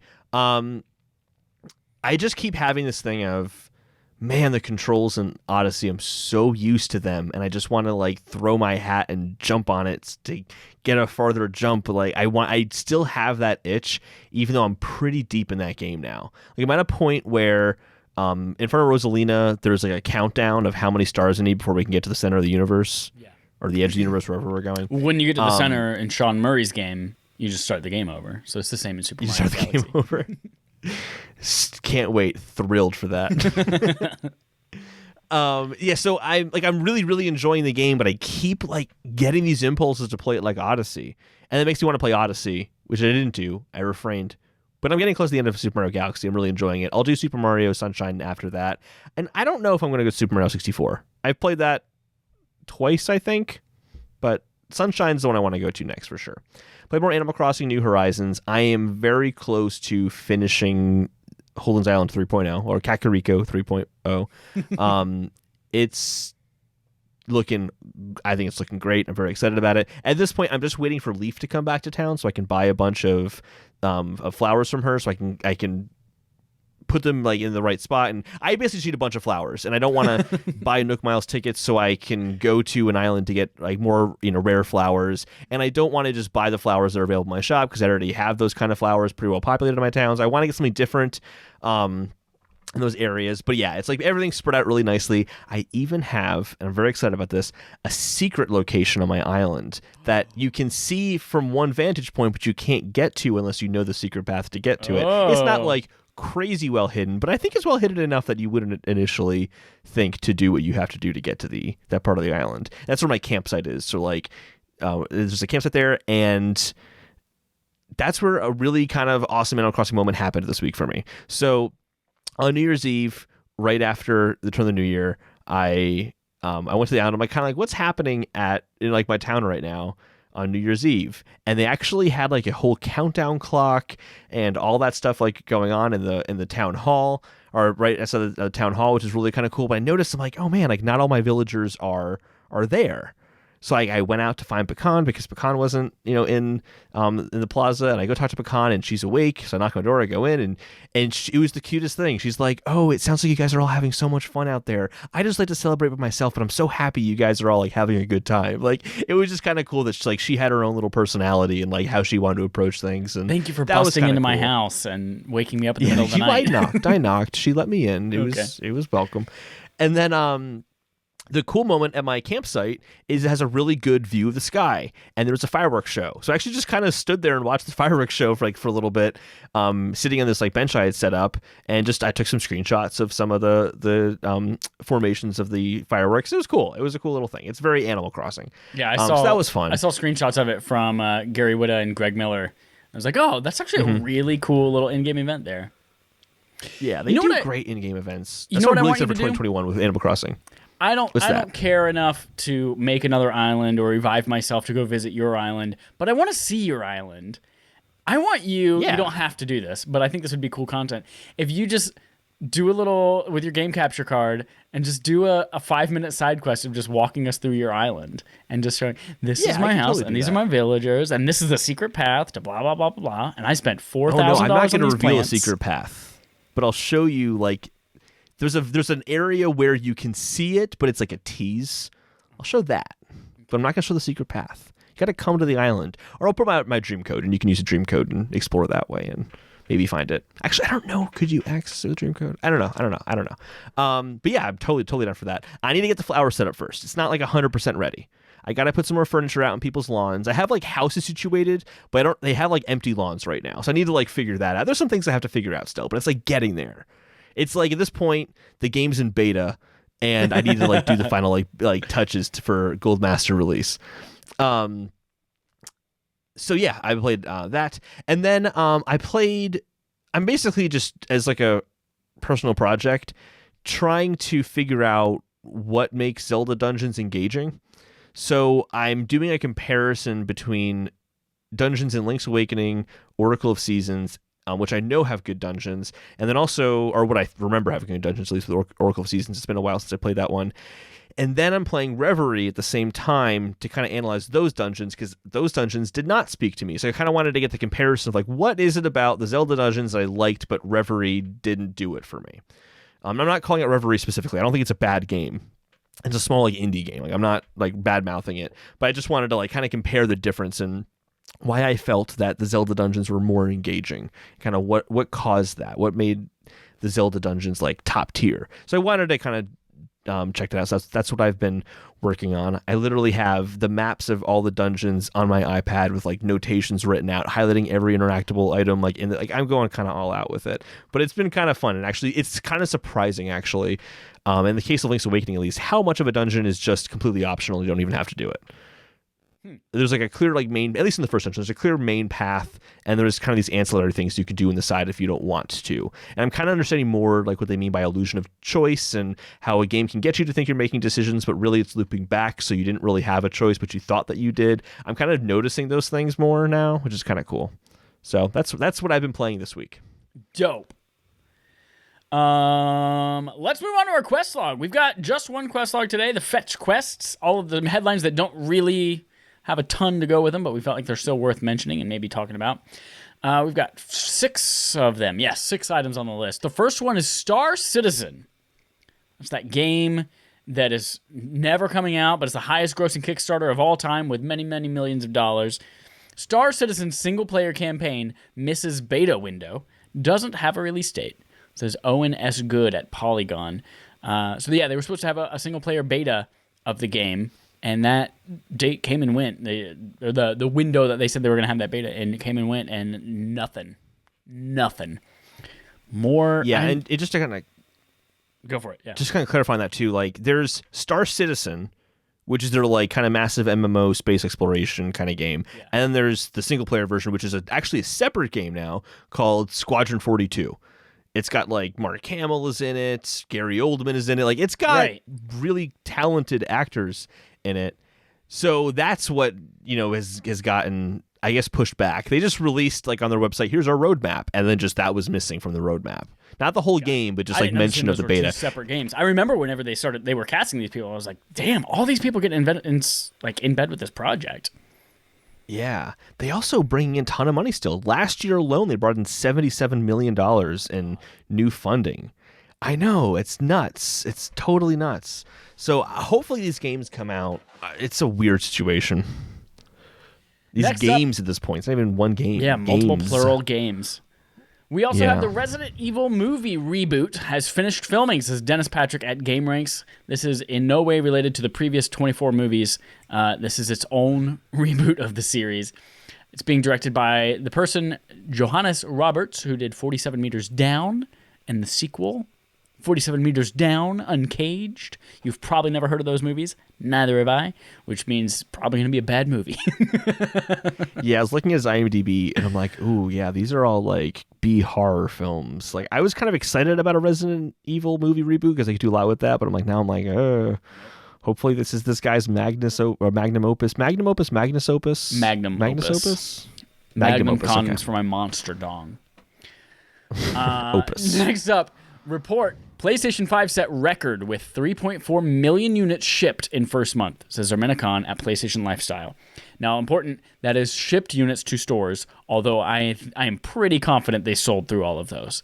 The demand, it's just not there. It's just not. They are also predicting PS5 to sell 16.8 to 18 million units in 2021. That's impressive. Again, no numbers from Xbox. Units. I don't think we will have any Xbox numbers going forward either. But no, they announced a while ago they're done with numbers. But I bet we'll keep hearing those Game Pass subscriber counts. Yep. And if Xbox sold more than 3.4 million units in its first month, we'll hear those numbers. Last 3 here. We've got PlayStation Plus games for January 2021 announced, says Adam Bankhurst at IGN. And it's a good month, y'all. We've got Greedfall, which I didn't realize was a different game than Godfall until 3 days ago. And I actually looked into it. It was like, oh, I might be interested in this for about 2 hours. We also have Shadow of the Tomb Raider, the 3rd entry in the Tomb Raider franchise. I have not played that one, so I'm excited to have that so I can go back and play it. And Maneater for PS5. So you get another PS5 optimized game. That's the shark game. You get to play as a shark and eat men. I've heard good things about it. I've heard really good things about that game, but I didn't want to pay for it. So I'm glad that we're getting it for free on PS5. Also, they're like refunding if you've already bought it. They're gonna like refund you because it was on sale recently. Yeah. So it is important to note that is Maneater for PS5. You will not get the PS4 version, similar to how Bugsnax worked.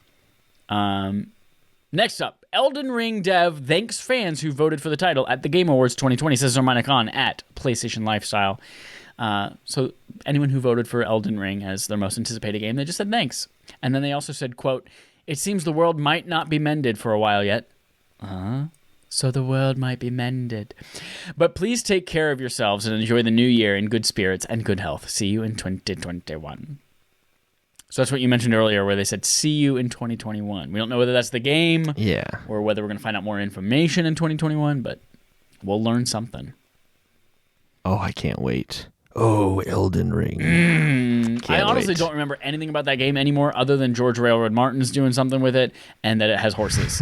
That's all I remember. I've watched those several times now, and there's just like... I'm sure if you go back and watch that trailer, once you know what the game is, you go, oh, they were hinting at those things. But during the trailer itself, I'm like, I don't see what this game is going to be based on this trailer, but fuck, I'm still excited for it. And then finally,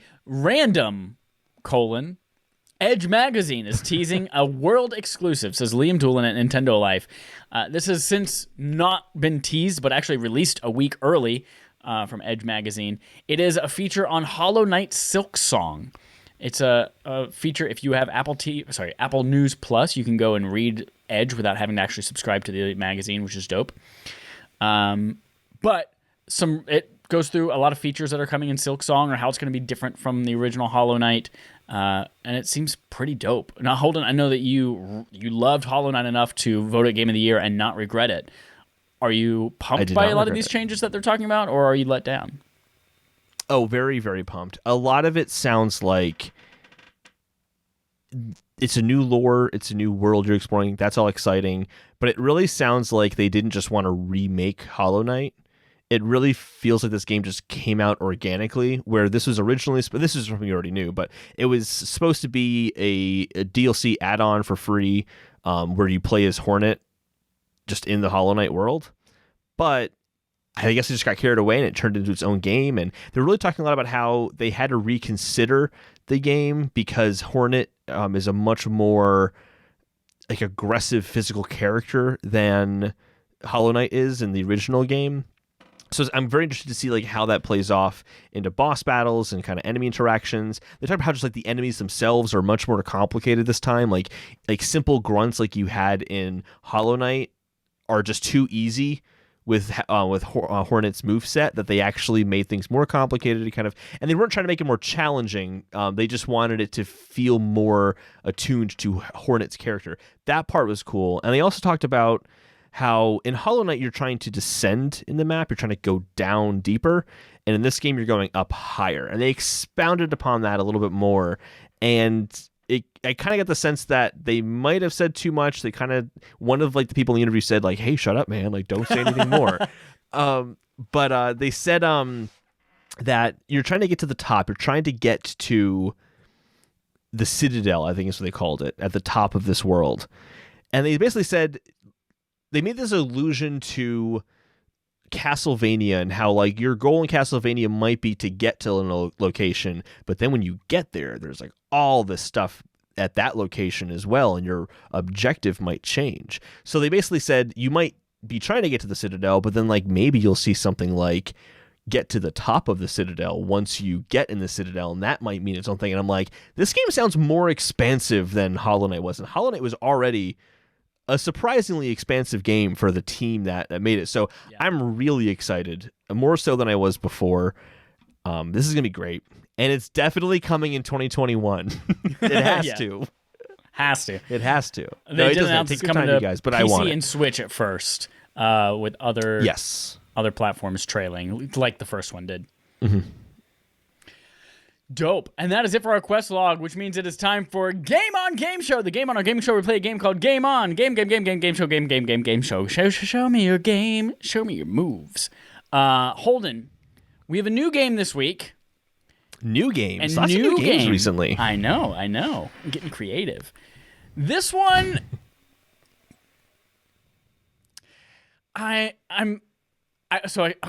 here's the game. The game is called Is Assassin's Creed Good?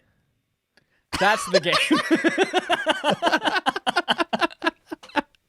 Brent, we still love you. Don't worry, we still love you. Don't worry. This will not be our personal takes on Assassin's Creed. It is a game about guessing Metacritic scores for all the Assassin's Creed games. So there are. I'm going to keep my hands up like this so you know I'm not searching it. Yeah. So there are 25 Assassin's Creed games. We're going to do all of them across console, PC, iOS. Droid is still a thing. Like there are Droid games. There's a lot of them. This might be your longest game ever. That's the thing. There are 25. I'm considering maybe splitting this up between 2 episodes, and maybe we do the first 10 and then 15 next time. Okay. And that's what we're gonna do. We're gonna do the first 10 Assassin's Creed games because I have them listed by year as well, and I know what platforms they're on. So here's how it's gonna work. I don't know the answers to these yet. I've created a spreadsheet and numbers where we'll put in our guesses, and then after we've guessed the first 10, I'll actually go and look them up on Metacritic, and it will automatically tell us how off we were. Whoever is closest at the end of those 10 wins a super special prize to be determined later. It might be the same prize as last week where I get to decide whether or not you masturbate. That's our game. Is Assassin's Creed good? Part 1. So Holden, we're going to chronologically go through all of these games. Again, I'm not looking up any of them in real time because I don't want me to accidentally see a Metacritic score for one that's in the future. So we're going to go through all 10 ourselves, guess, and then we're going to go reveal the actual scores. Starting with 2007's Assassin's Creed, Holden. This came to PlayStation 3, Xbox 360, Windows, Android, and Java ME. Whatever that is. Java ME. Interesting. What do you think Assassin's Creed got on Metacritic? And just to clarify, we're doing this as like, do we give a range or we just give a, like Price is Right? We give a number and whoever's closest to that number. It's not necessarily Price is Right where like you can't go over, but it's just like you give it a solid number and then whatever it turns out to be, the spreadsheet will calculate how off you were from the actual number. And to be clear, when I type in Assassin's Creed, I'm just going to pick the highest number. So if it was on multiple platforms, I'm going to pick whatever the highest one is of those. So like if there was like a random Game Boy Advance port of a 360 game that clearly is not going to run very well, like that gets a massively terrible score in comparison. Yeah, I got you. Okay. Okay, first Assassin's Creed game, I'm going to say 83. 83. Okay. 83. I don't remember that one. I remember Assassin's Creed 2 being the first one that really hit. So I'm going to say 74. For that one. You're right. I can't change mine now, but you are right. I do remember that now. But I'll guess first for the next one. Assassin's Creed Altair's Chronicles. I remember playing this on my iPod Touch, my first gen iPod Touch. This came to Android, Symbian, iOS, WebOS. You remember that operating system? WebOS. Windows Phone and WebOS Nintendo is actually DS. Good. Very inspirational for future operating systems. Yeah. And Nintendo DS is the last one. DNA exists. I'm going to say... Now, actually, there's a caveat here. I know these are the 25 Assassin's Creed games. I don't know if all 25 of them were actually reviewed on Metacritic or not. So we may get to some of these and they not have a score, and we're like, okay, don't I can see a mobile game in like 2008 not getting a Metacritic review. Yeah. At the time, that was 2008. That's a robust. That was right after the iPhone App Store launched. That's a robust game. Yeah, I remember that. There. I'm gonna say it got good reviews, and I'm gonna give it a 83. I'm gonna go lower on this one, and I'm gonna say 71. 71. Ooh, okay. Next up, Assassin's Creed Bloodlines. This was a PlayStation Portable exclusive. Oh, that one, right? Yes. Okay, I played this one. I played this one after I hacked my PSP for homebrew. So Holden, what do you guess? 2009's Assassin's Creed Bloodlines. I remember it not getting great reviews. I think I remember that too. Yes, I'm going to say 69 seems like a good number. Oh, that's a good number. 69. I'm going to go with a 54. Just because I want to explore the scale. Yeah, absolutely. All right, 3 down. It's not interesting if you guess the same thing. That's right. Assassin's Creed 2 came to Java ME, Android, Symbian, Windows, Xbox 360, Xbox One, PlayStation 3, PlayStation 4, OS 10, and Mac OS 10. Why are those both listed? That's weird. Assassin's Creed 2, Holden. I'll go first on this one. Again, I think this is the first one that was like critically acclaimed as like a really great game. I'm going to go with an 88. Yeah. You know, I was going to go close to 80, but I said I wouldn't do the same thing as you. So I'm going to say 87, which is actually what I was already predicting I was going to do this one anyway, because it's better. I knew it got reviewed better than the first one. It did. Okay, still in 2009, our third game for 2009. This is the one you were thinking of, Assassin's Creed 2 Discovery for iOS and Nintendo DS. You get to choose first.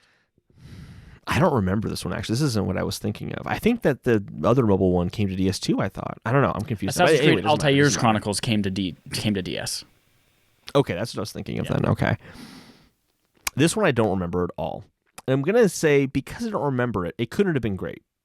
I had a DS at the time. I would have seen reviews for it. I would have, I would have remembered it, I feel like. So I'm going to say 61. Ooh, 61. Okay. Yeah. I'm going to say 62, just because I know nothing about it. Number 7, Assassin's Creed Brotherhood, which was my favorite of the 3 that I played. Actually, 4, I guess. 5, if you count the iOS game and the PSP game. Look at me, I'm a little Assassin's Creed aficionado. I've played 20% of their games. Assassin's Creed Brotherhood came out in 2010 for Java ME, Android, Windows, Xbox 360, Xbox One, PlayStation 3, PlayStation 4, and OS 10. I'm not going to do that for the rest of these. But I will let you know if it's like specifically only one Basically platform. just like everything. If it had a screen, yeah. The Skyrim rule. It was on everything. 2010, Brotherhood. I guess first this time. This one I feel like I liked it a lot. I feel like people really liked the like build up your village domain kind of thing, sending people out on missions. So I'm going to give it, I'm going to say it's 86. Not quite as high as I gave Assassin's Creed 2, but I'm going to say it got an 86.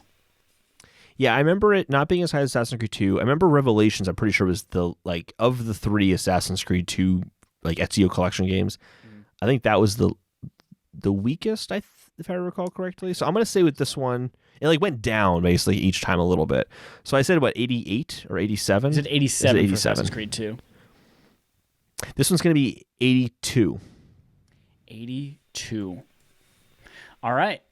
We have 3 left. Assassin's Creed Revelations. We both just talked about how this one wasn't quite received as well. So what is your guess for Assassin's Creed Revelations? 77. 77. Ooh, I'm gonna go lower with a 71. Ooh, that's way lower. Now, Holden, this is where things get tricky. Assassin's Creed 3, 2012. This is the one set in colonial America. Didn't do very well, critically, I remember. In fact, I think a lot of people hated it compared to the Ezio trilogy. I do know that Brent and Dallas love it, though. But then again, Brent hasn't played The Last of Us Part 2. So I'm going to go with Assassin's Creed 3 getting 64. I'm going to say 71. Okay. And then finally, in 2012, at the same time, released on PlayStation Vita and then eventually a lot more things, Assassin's Creed 3 Liberation. Now this one, if you don't give it a high score, makes you a racist because this starred a black female protagonist. Now, this one didn't do well, and I played this game. I enjoyed it, but definitely can acknowledge that it was framey as fuck. I do remember that. It had some problems for sure. Maybe it's better on the collection later on. I don't know, but I still enjoyed that game. But yeah, I didn't do well. I want to say saw a lot of 6s and 7s for that game. So I'm going to say 66. 66. I'm going to go with a 58. Again, exploring that scale. So Holden, we've reached the end of our first 10. We're going to come back to the rest of these 15 at a later date. You know what I'm going to do? I'm going to put in an average here to see, on average, how good do we think the first 10 games are? And we're going to do the average of my column is 71. I think the first 10 71. Assassin's Creed are around a 71. And Holden, yours is using that beautiful function to just drag it to the left. Oh my god, I wish my trackpad was more accurate at such tiny text. 74. You think Assassin's Creed is better than I do? Well, at least the first 10 by Assassin's 3 Creed. points. Yeah, by 3 points. Okay, let's actually look these up, Holden. I'm going to Metacritic Let's now. do it. The first game, Assassin's Creed. Now, if I see any other Assassin's Creed autofill in here, I'm going to erase them from my memory. If you type in the full name of the game, it should cover it. Ooh, the movie came up first in autofill, and it got a 36. Assassin's Creed. What? Oh, that's Assassin's War. JK. Assassin's War Creed of the Chaos Runner. Metacritic is having some trouble. Rutrow. Yeah. This might be a dud of a game right now. Metacritic.com. To be continued? Assassin's Creed. I'm going to type 360. Nerds at Large is trying to spoil our game of the year. Godfall Why'd you call it Game of Godfall? Why'd you call it? We were trying to build up to it. Oh my god, you know what it was? I didn't put the apostrophe in Assassins. Come on. Ugh. Metacritic, fuzzy match, y'all. Fuzzy match. You just copy and paste that, so you just paste it each time. Assassin's Creed. Assassins is one of those words where I'm like, God, how many S's in Assassins? Sort of from spelling it. Like, that's my frame of like, I'm like, I spelled it wrong because there wasn't. Yeah, it's like Assassin's Creed 1 got an 81. Really? You guessed 83, I guess 74. So you were closer on that one. Assassin's Creed, since it's already on the page here, I'm just going to fill it in. Assassin's Creed 2 got a 90. I guess 88, you guessed 87. Yeah. So I was wondering, what's the first one to get a 90? It was Assassin's Creed 2. Didn't take long. Yeah. Assassin's Creed 3, since it's already on the page here, 84, which is much higher than we scored it. I gave it a 64, you gave it a 71. Interesting. Assassin's Creed Revelations. What is going on? Revisionist history. Assassin's Creed Revelations got an 80. I gave it a 71, you gave it a 77. Assassin's Creed Brotherhood, 89. Hey, we were close with that one. I gave 86 and you gave it 82.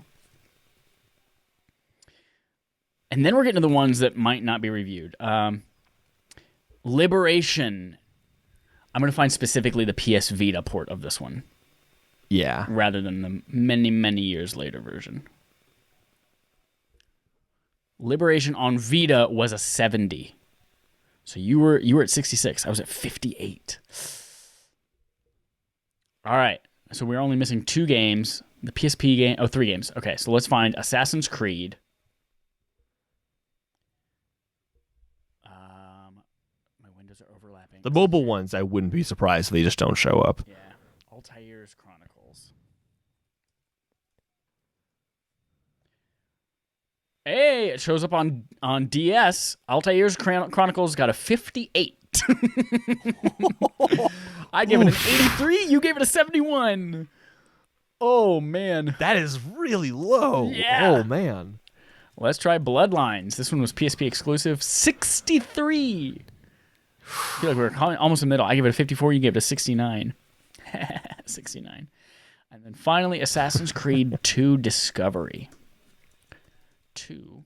I totally forgot about that one. Every other one I have some sort of memory for. That one, nothing. Okay, Assassin's Creed 2 Discovery. I said we would take the higher of the two. It got a 69 on DS, but it got a 75 on iOS. So we're going to give it the 75. Okay. I guess 62. You guess 61. So Holden, we have our final scores for the first 10. So phase 1 of is Assassin's Creed good? In general, did we fin? Oh yeah. So again, I gave them an average of 71. You gave them an average of 74. They averaged out to be about 76. I was 100 points off total. You were 65 points off. That's it. Oh my god, you were so much better at that game than I was. Just such a killer. I was an average of 10 points off per game, and you were an average of 6.5 points off per game. Yeah, 6 points off is still like well outside the margin of error, statistically speaking. That's true. Yeah. That's it for round 1 of Is Assassin's Creed good? Maybe I'll find so a way next to week now memorizing all the Metacritic scores for those games. Well, that's what I'm going to try to do. Maybe next time I'll ask Jesse to look up the scores of all of these games and just like get them for me ahead of time to make those a little bit smoother. Yeah. Okay, wonderful. That's it for Game On Game Show, and that is it for episode 193 of Respawn Aim Fire. Thank you, everyone, for listening. Oh, we have a reveal. We have a special reveal right now. Very special live, reveal. On air. Something that almost never happens is going to happen. Hope you knew that going in so that we kept you to the end of the episode. We are revealing Darby, next... It might be exciting for you. If it's Jeff there for Nerds at Large Gaming, you should tell Darby the results of this because he might be excited. There was a tie between Knack and Control for Barf this month. Yep. And because we're kind of already into the month, we need to get started with this game. We're just, rather than doing a tiebreaker poll, we're just going to have Siri decide. We're going to have Siri flip a coin. Chad. Oh, shit. Is Control... What is Control? Control Heads will or be tails? heads. Control will be heads. Okay. Knack will be tails. There we go. Hey, Siri. Heads or tails? It's heads. What did I say? That's Control? Is that what I said? Control. Okay. All I'm right. very certain. Now I'm having doubts. We'll go back and listen to it. But we think. I'm pretty sure that's it's it. Because Control. in my head I was like, oh yeah, Tails, because that was the worst character to play as in Sonic the Hedgehog, which was not true because Tails was better than Sonic because he could fly. But it was Tails was my second player. default character. That's who I played as. I just like spinning around and flying. Did you have an older sibling? Game Boy No, you didn't Advance. have I played on a Game Boy Advance. Oh, but you just got to choose. Gotcha. When you have an older sibling, you always play. So I was like, oh man, I love Luigi. I love Tails, just because that's what I had to love. So. Oh, Luigi is awesome. So great. I love Luigi. That's funny that like Depending you on the Mario choose game, to he can like be the better. loser, even though you don't have to.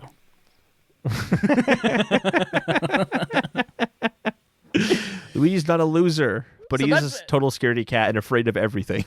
So there's also that. So all of you idiots out there who have been saying for years, 1.5 years, should I buy Control? Should I play Control? Yes, you should. Now you have an excuse to. It's also on Game Pass, so you don't even have an excuse if you don't have if you're like, I don't want to buy it. Yeah. Oh. You can go buy the updated version that will get PS5 and Xbox Series X enhancements next month and play it right now so you can compare your experience a month later. Or you can play it already on Game Pass. It's a very, very good game. It was my game of the year 2019, and I'm excited to go back and revisit it and play the Alan Wake expansion. Oh, yeah. Great. Cool. Wonderful. That's what's Sorry, happening. Darby. Sorry, it wasn't Knack. Wasn't Knack, brother. Sorry. You can also go to patreon.com/respawnaimfire if you want to vote on future barfs, as well as get really dope wallpapers. I also put all of them together on one big thing on Twitter and saw, man, we've got a lot of really cool wallpapers out there, and we've got some really shitty ones too. And then we have that really awesome Tom Nook one from April Fool's Day. So go there, get all your wallpapers, vote on our shit, play with us on Game Night. It's a masterpiece. It is a masterpiece. Game Night is returning this week. We were off the last 2 weeks officially for holiday reasons, but we are back this week, so we'll be playing something on Thursday faux show. All right, everyone. Until next time, thank you so much for listening. Here's our usual sign off.